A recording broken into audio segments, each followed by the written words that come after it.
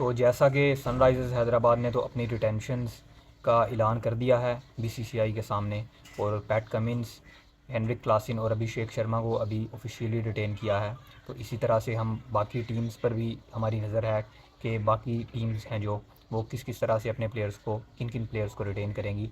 तो इसलिए आज हम केकेआर की क्या रिटेंशन पॉलिसी होने वाली है बिफोर मेगा ऑक्शन आईपीएल 2025, उसके बारे में हम अपनी थोड़ी सी राय का इजहार करेंगे। तो अगर हम कोलकाता नाइट राइडर्स की बात करें तो they are the defending champions and they have got a really good core. एक ऐसा कोर जिनमें से अगर आप कहो कि कौन कौन सी टीम्स हैं आईपीएल में जो कि अगर उनको ये ऑप्शन दिया जाए कि मैक्सिमम प्लेयर्स को रिटेन करेंगी, तो आई थिंक केकेआर और मुंबई शायद ये दो टीम्स होंगी ऐसी जो कि अपने 50% प्लेयर्स को ये दोनों टीम्स रिटेन कर लेंगी ईजीली। तो अगर हम उनके प्लेयर्स को देखें जो कि अगर हम शुरुआत करें तो Andre Russell and Sunil Narine, I think this duo the biggest reason of their victory IPL 2025 in last season. Sunil Narine उसका सबसे बड़ा रीज़न था और the most valuable player of IPL 2025। I am straight away going to retain Sunil Narine along with Andre Russell. तो अब interestingly ये चीज़ भी अभी खुलकर सामने आई है सनराइज़र्स के रिटेंशंस के बाद, दैट आपको वो जो तरतीब बनाई थी बीसीसीआई ने रिटेंशंस की 18, 14, 11, फिर 18 और फिर 14 रिटेंशन पॉलिसी, उसको आपको इतना सीरियसली नहीं लेना। उस पॉलिसी को, जो अमाउंट है प्लेयर्स को देनी है आपको, वो ऊपर नीचे हो सकती है। अगर आप फर्स्ट रिटेंशन कर रहे हो फॉर एग्जांपल 18 करोड़ में, तो इट्स नॉट मैंडेटरी दैट आप जो दूसरी रिटेंशन करोगे वो 14 में ही आप करोगे। वो आप दूसरे प्लेयर को भी, जो सेकंड रिटेंशन है आपकी, उसको भी आप 18 करोड़ दे सकते हो। बट जो चीज़ ज़रूरी है नेसेसरली ये होना चाहिए कि विद इन 75 करोड़ आपको अपनी जो रिटेंशन है, अपने रिटेन कोर है आपका, वो विद इन 70 करोड़ में ही बनना चाहिए, इससे वो क्रॉस नहीं करना चाहिए। तो Sunil Narine and Andre Russell straight away I am going to retain them. दोनों को 18-18 ही में मैं करूँगा, क्योंकि जो तरतीब बीसीसीआई ने दी है उसके मुताबिक भी पॉसिबल है ये। फर्स्ट रिटेंशन को आप 18 करोड़ दे सकते हो, फोर्थ रिटेंशन को भी आप 18 करोड़ दे सकते हो। तो दो प्लेयर्स तो मेरे ये प्राइमरली हो गए। अब उसके बाद third player I am going to retain straight away Rinku Singh. Rinku Singh को अब क्या अमाउंट देनी चाहिए, वो आई थिंक यहाँ पर वो तो डिज़र्व, अगर करने की बात आए वो कितना डिज़र्व करते हैं, तो आई थिंक 18 करोड़ भी अगर आप उनको दो तो दे he deserves. It's not that he does not deserve that amount, but I am going to retain him in 11 crore I think, जो थर्ड स्लैब है रिटेन्ड पॉलिसी की। तो I am going to retain Rinku Singh in 11 crore. तीन retain players मेरे ये हो गए। अब मेरे पास बचे हैं ऑप्शंस तीन, जिनमें से एक अनकैप्ड की है ऑब्वियसली, एक स्लॉट है जो है, दो प्लेयर्स जो हैं वो आप कैप्ड प्लेयर्स रिटेन कर सकते हो। तो अब मुझे लगता है कि अब यहाँ पर बहुत से ऐसे नाम हैं जिनमें से आपको सिर्फ दो को ही रिटेन करना होगा, जिसमें से अगर हम देखें तो कप्तान श्रेयस अय्यर हैं, वेंकटेश अय्यर हैं of his same surname. Then आपके पास ऑप्शन आएंगे फिल सॉल्ट आएंगे, मिचेल स्टार्क आएंगे, वरुण चक्रवर्ती आएंगे। ये मैंने ऐसे नाम लिए हैं जो कि की मेंबर्स होने वाले हैं, जिन पर कहीं ना कहीं ज़रूर रिलीज़ करते हुए इनमें से एक प्लेयर को भी, किसी प्लेयर को भी केकेआर सोचेगा तो ज़रूर, दिल पर मतलब पत्थर रख कर इनमें से किसी एक को भी केकेआर को रिलीज़ करना पड़ेगा, बट ऑब्वियसली सबको रिटेन कर भी नहीं पाएगा। तो अब मैं सिर्फ आखिरी प्लेयर एक को ही रिटेन करने वाला हूँ अपनी टीम में, and he is going to be Shreyas Iyer. मतलब रूमर्स को आप एक तरफ रख दो, जो रूमर्स निकल कर आ रहे हैं कि Shreyas Iyer could be release from KKR और सूर्य कुमार यादव ज्वाइन कर सकते हैं केकेआर को, and he could be the captain as well by replacing Shreyas Iyer.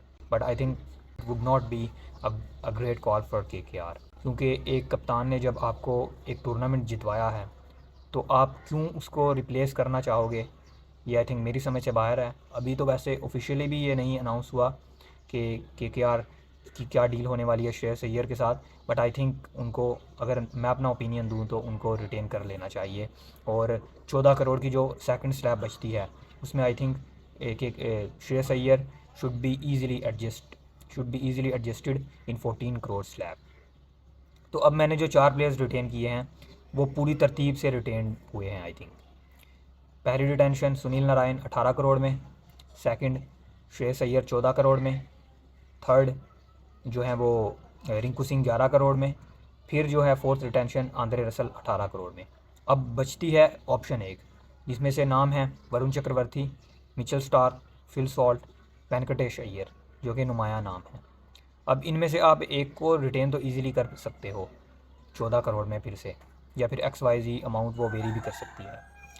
But I think अब एक जो प्लेयर है आपको एटलीस्ट हर टीम को मैं कहूँगा ये अगर पॉसिबल हो सकता है, ये आपको एक जो आपके पास जगह है वो RTM के लिए रख लेनी चाहिए।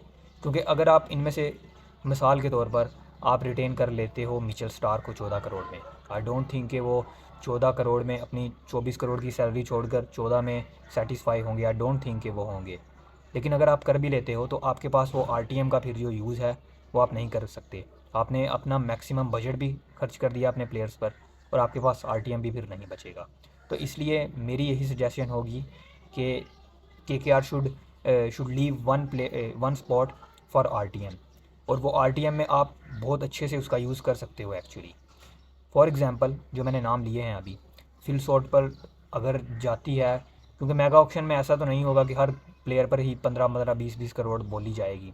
बहुत कम होंगे, ऐसे होंगे ज़रूर, बट आई थिंक बहुत कम प्लेयर्स ऐसे होंगे जिन पर बिडिंग 15 करोड़ से एक्सीड करेगी। तो इसलिए RTM का वेट कर लेना चाहिए उनको। अगर फिल सॉल्ट अच्छी डील में मिलते हैं 8-10 करोड़, 6 करोड़ या फिर 12 करोड़ में भी मिलते हैं तो उनको आप कर लो RTM के थ्रू रिटेन। अगर वरुण चक्रवर्ती मिलते हैं इतने में, आई होप कि वो मिल जाएंगे अंडर 15 वो आराम से मिल जाने चाहिए, क्योंकि वहाँ पर सप्लाई होगी प्लेयर्स की, डिमांड उतनी नहीं होगी, और आप प्लेयर्स को, क्योंकि आपके पास वो ऑप्शन है RTM का, तो आप वहाँ पर वरुण चक्रवर्ती को ईज़िली आप कर सकते हो। और आई थिंक जो जो होना चाहिए फोकस KKR का, वो वरुण चक्रवर्ती या फिर मिचेल स्टार, इनमें से कोई भी एक भी अगर आपको अच्छी डील में मिल जाता है ऑक्शन में, तो आप उसको RTM का यूज़ करके आप उसको ईज़िली ले लो। और अगर वो 15 से नीचे मिलता है तो I think that's bread and butter. Varun Chakravarthy I think के 10-12 करोड़ में आपको मिल जाने चाहिए ऑक्शन में। अब यहाँ पर मैं ये भी सोच रहा था कि जो थर्ड रिटेंशन है 11 करोड़ की, उसमें वरुण चक्रवर्ती को रखा जाए या रिंकू को। अगर वहाँ पर रिंकू को मैं नहीं रखता तो रिंकू की आई थिंक बोली बहुत ज़्यादा लग सकती है मेगा ऑप्शन में, वो 15 से 20 में भी लग सकती है। तो फिर वो RTM करना KKR को महंगा पड़ सकता है थोड़ा सा। तो इसलिए वरुण चक्रवर्ती को मैंने रखा है RTM के लिए, तो वो आई थिंक थोड़ा सस्ते में भी मिल सकते हैं। तो इस तरह से वो जो पैसे हैं वो और ज़्यादा बच सकते हैं ऑक्शन में खर्च करने के लिए। मिड स्टार्क पर अगर आप लगाते भी हो बोली, अब ऐसा नहीं है कि हर बार 24-24 करोड़ लगेगी बिडिंग होगी एक प्लेयर पर, ऐसा मुझे लगता है नहीं होने वाला। ज़्यादा से ज़्यादा भी अगर उन पर बिडिंग होती है तो वो आई थिंक 16-18 करोड़, इससे ज़्यादा नहीं होनी चाहिए मेरे मुताबिक। तो आप उनको मतलब एक दो प्लेयर पर आप इस तरह से भी इन्वेस्ट कर सकते हो ऑक्शन में जाकर। तो इसलिए ही could be the one Mitchell star जिसको आप ऑक्शन में टारगेट करना चाहो, और बाकी वरुण चक्रवर्ती, वेंकटेश अय्यर, फिल सॉल्ट, इनमें से आपको जो प्लेयर RTM के थ्रू मिलता है सस्ते में आप उसको RTM के थ्रू लो। और बाकी अगर एक दो पर आपको ऑक्शन में बिडिंग भी करना पड़ती है तो आप बिडिंग भी कर सकते हो, क्योंकि जो मैंने ये 4 प्लेयर्स का नाम लिया है इनका कुल बजट मिलाकर 61 करोड़ बनता है। और अगर हम अनकैप्ड प्लेयर की भी बात कर लें 4 करोड़, उसको भी हम रिटेन कर लेते हैं, तो ओवरऑल ये 65 करोड़ बनता है पूरा बजट। तो फिर भी आपके पास स्टिल 55 करोड़ होंगे, जिसमें से आप एटलीस्ट 2 ऐसे प्लेयर्स ले सकते हो जो कि 15-15 से भी अगर एक्सीड कर जाती है जिन जिन पर बिडिंग, तो आपके पास बजट की कमी नहीं इस तरह से होगी। बाकी जो सवाल है अनकैप्ड प्लेयर का, अनकैप्ड प्लेयर रिटेन करना चाहिए या नहीं KKR को, तो आई थिंक ज़रूर उनको करना चाहिए, because they've got really talented uncapped players, जिनमें अंकुश रघुवंशी हैं, रमनदीप सिंह हैं। दैन बॉलिंग की तरफ अगर हम आएँ तो हर्षित राणा हैं, बहुत one of the highest wicket takers थे वो लास्ट IPL एडिशन के। उनके बाद वैभव अरोरा हैं, he is also a decent seamer. तो अगर सीम बॉलिंग को स्ट्रेंथन करना चाहता है KKR तो हर्षित और आई थिंक वैभव में से किसी एक को करना चाहिए रिटेन। और अगर आप बैटिंग की तरफ जाओ तो रमनदीप सिंह या फिर आप कह सकते हो अंकुश रघुवंशी, इनमें से भी एक को रिटेन कर सकता है KKR। So they have option and I think they must retain one player, at least one uncapped player. तो मेरे हिसाब से तो ये स्ट्रैटेजी होनी चाहिए KKR की।